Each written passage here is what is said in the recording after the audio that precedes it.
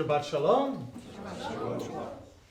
So whenever I tell somebody that I was born and raised in San Diego, California, they always get this look on their face followed by, how did you end up here?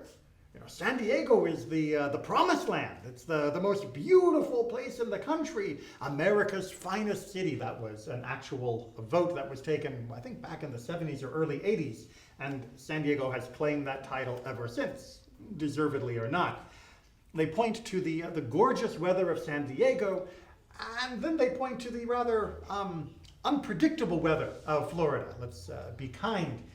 And they say, what are you doing here? Well, to be honest, the weather doesn't really bother me here in Florida. It's not to say that I enjoy long hikes in August, but with the blessing of air conditioning, life is mostly bearable for most of the time. Really, and the weather in San Diego is perhaps pleasant, but it gets a little monotonous. But there is one aspect of San Diego geographically that I do miss: the mountains. I miss the ground going up and down. And that's not really something that you can easily enjoy, especially in Central Florida, but really without a multi-hour drive. Getting enough elevation to see for miles is next to impossible. And no, I don't count the Orlando Eye as being a proper mountain. You can get up, but come on, it's a giant metal circle. And I don't think I'm alone in that. There is something magnificent about mountains. And in fact, almost all my life, prior to coming to Orlando, I've lived in places with beautiful mountains, whether it be the modest mountains of San Diego, the huge mountains of Shasta and the Sierra Nevadas and Yosemite when I was in university, or even the mountains rolling outside of Maryland through Appalachia. Even in Israel, I was able to fulfill a lifelong dream of living somewhere where I had to walk uphill both ways to school each day. There was a mountain in between our apartment and Schechter, so I got to finally walk uphill both ways. Florida, not so much. No, are mountains really such a big deal? I'm sure most of you would think that beautiful sunny skies are more important than hills, but if we look back historically, even people who live in sunny climes long for the mountains. We can see this because what are some of the oldest monuments that have been made by humanity over the centuries? Well, millennia? Pyramids. Exactly right. Whether it be in Egypt, whether it be in Mesoamerica, whether it be in Mesopotamia, time and time again, humanity has built their own mountains when mountains were not nearby.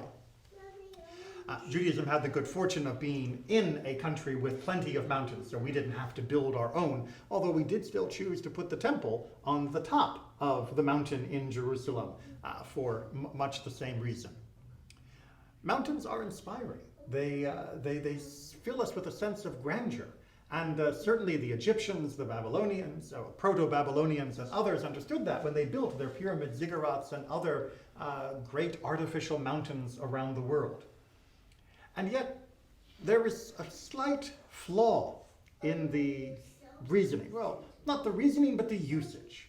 You see, we see this monumental architecture reflected multiple times, and it becomes a little bit more refined rather than just a large triangle coming up out of the ground. Eventually, it turns into cathedrals and other monumental religious architecture, because it is true that the human spirit is impressed by the mammoth nature of construction. The mammoth nature of nature. And if we can build it where we want it, all the better, especially if we lack it. But there is a small problem, that we end up feeling that we meet God because of the grandeur of the location. And that is simply not true. The grandeur of the location can sometimes make it easier for us to feel more spiritual and connected, but that is not the point. I'm going to say something very radical. Hold on to your kippot. The connection with God is not the point of the Torah. Okay? Hold on, right? The connection with God is not the point of Torah. It's definitely the point of human existence.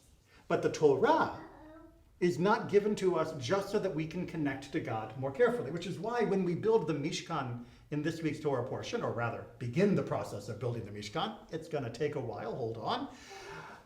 we are not building the Mishkan in order that we can connect to God, so that we can have our own artificial Mount Sinai that travels with us. We are building the Mishkan in order that we will be reminded of what happened at Mount Sinai. And what happened at Mount Sinai was not the connection to God, not just that, but the transmission of instructions, the giving of Torah. Yes, we might think that the experience of God, the revelation, that connection, the theophany, the fancy philosophical word for experiencing God's presence in such a tangible way, would be the capstone of our existence. That was the prologue. That was the opening of our relationship. Just like when one approaches a mountain or other magnificent part of natural beauty, you'll feel that upwelling of awe. That's just the prologue. Yes, it's nice, it's pleasant, it puts life in perspective, and what are you going to do with it? What does it matter? If it matters only as a form of mental or spiritual stimulation, then it's better than nothing.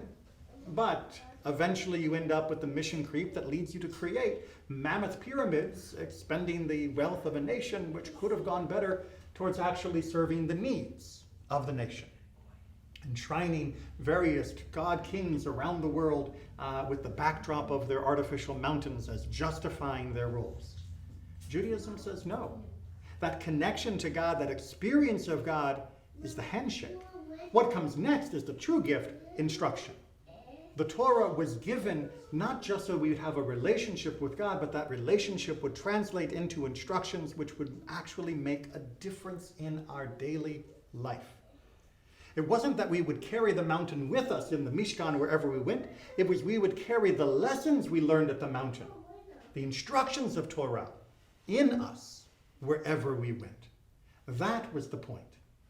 Sadly, both within our own nation as well as many around the world, the structure became a replacement, a substitute for the content. We focused on the grandness of the building as opposed to what it represents, the grandness of the instruction. And as such, as Jeremiah points out, the temple could be swept away. Torah would be eternal. I have had many different spiritual experiences in my life that rank high in my memory. Some of them, yes, have been instigated at various sites of natural beauty or of monumental architecture.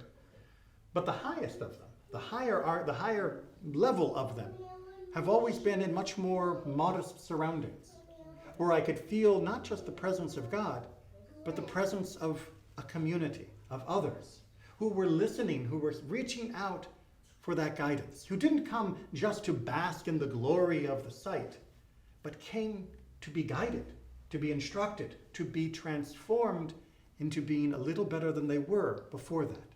It doesn't take the Rocky Mountains. It doesn't take a massive water, or the body of water like the ocean. It doesn't take a pyramid or a ziggurat or a cathedral. It can take just a group of people gathered in a small, humble space, but sharing from their heart their desire to just know a little more, to walk a little more assuredly in the path that Adonai has tried to give us.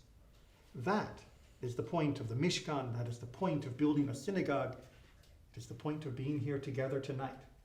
For that, I thank you. Shabbat Shalom.